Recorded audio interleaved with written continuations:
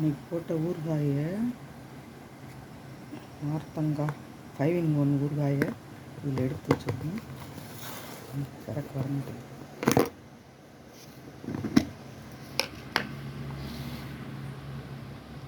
சூப்பராக இருக்குது பார்க்க.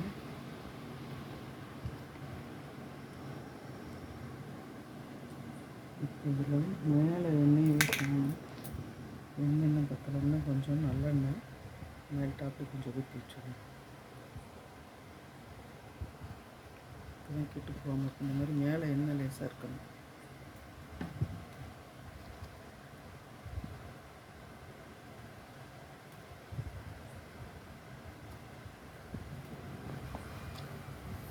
மேலே எண்ணெய் லேசாக இருக்கணும். சூப்பரான 5-in-1 ஊறுகாய். பூண்டு, இஞ்சி, பச்சை மிளகாய், அப்புறம் நார்த்தங்காய் எல்லாம் போட்டு 5 பொருள் போட்டு